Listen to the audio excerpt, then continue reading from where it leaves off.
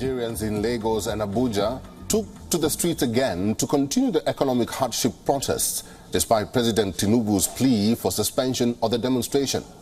The protest, tagged Days of Rage, are mainly against Nigeria's worst cost of living crisis in a generation and accusations of misgovernment and corruption in Africa's most populous country and a top oil producer, where public officials' huge earnings contrast high poverty and hunger levels.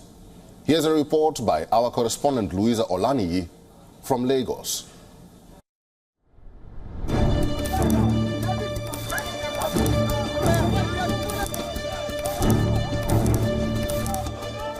President Bola Tinubu's economic reforms that have caused rampant inflation had come to a head in Nigeria.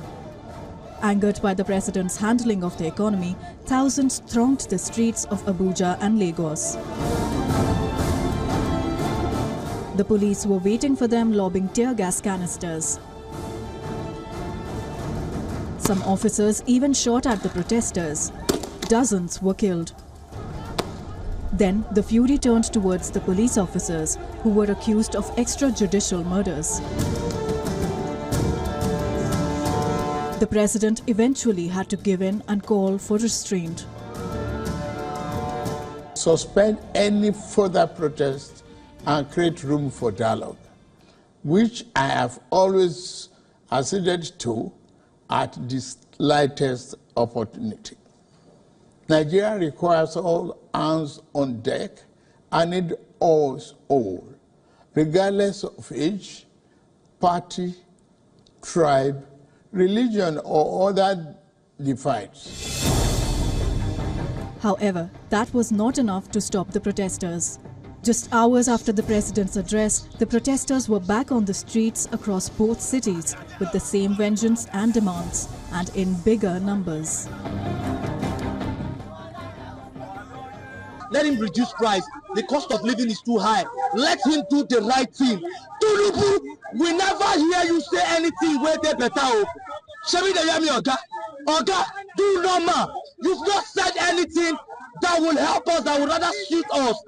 So therefore, we are not going to stop this protest. We'll keep protesting till you do the right thing. That's not our president. He has not spoken. If he's our president, he knows what to say. Do you understand? I don't want to believe, and why you believe in AI? Maybe we Nigerian president now address us. Because you know, if they address hunger, you don't mention hunger for months. 7 minutes speech, that don't want to pay me inside. You don't mention hunger. You don't talk about hunger. You have to say, no, what will they protest? Whether it is said that so we get time to play, I don't even know. Or maybe he lacks empathy. The protests were reminiscent of the demonstrations in Kenya that forced the President William Ruto to drop the controversial tax hike bill, reshuffle his cabinet, and introduce austerity measures in government offices. The Kenyan protests were also organized online by the youth, or Gen Z. Taking a cue from their East African counterparts, around 1,000 people marched peacefully in the mainland area on Thursday, chanting Tinubu Ole, using the Yoruba language for thief. Officials imposed a curfew in Kano, as well as in the northern states Yobe, Katsina, Borno and Jigawa.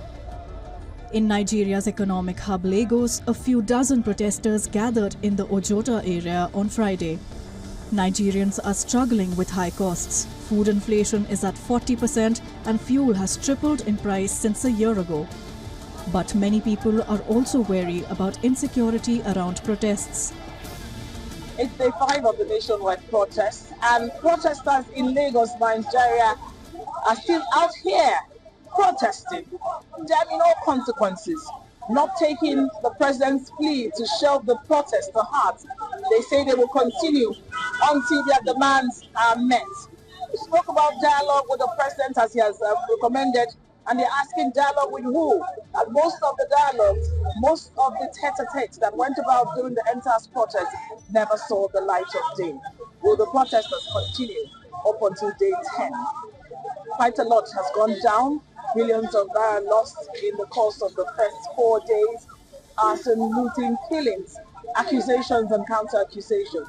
And Nigerians are still on the streets. their demands. From Lagos, Nigeria, Louisa Olani. WION, World is One. For all the latest news, download the WION app and subscribe to our YouTube channel.